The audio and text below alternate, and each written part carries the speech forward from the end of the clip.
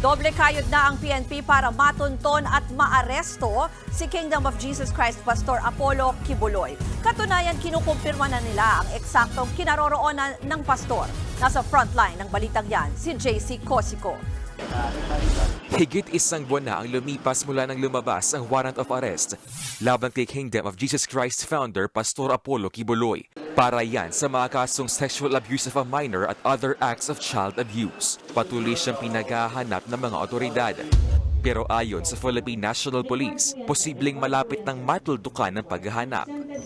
There are good leads that are being pursued but by our tracker teams, and hopefully ay ma-locate na rin po natin at ma-serve na po itong mga warrants of arrest in-issue po ng ating korte.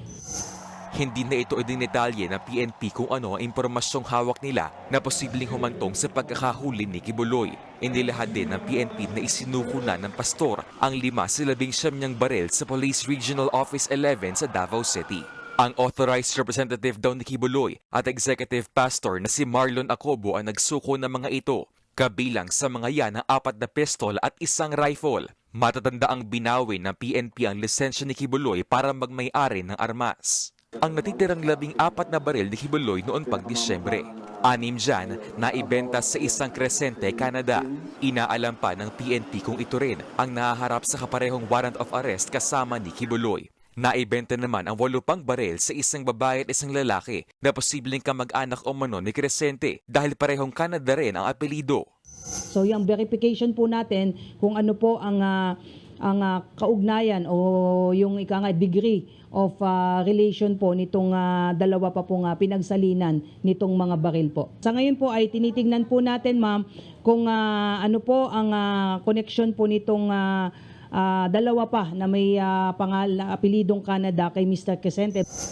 Bukod sa kinakaharap na kaso dito sa Pilipinas, wanted din si Kibuloy ng Federal Bureau of Investigation ng Amerika dahil sa iba't ibang kaso gaya ng sex trafficking, fraud at bulk cash smuggling.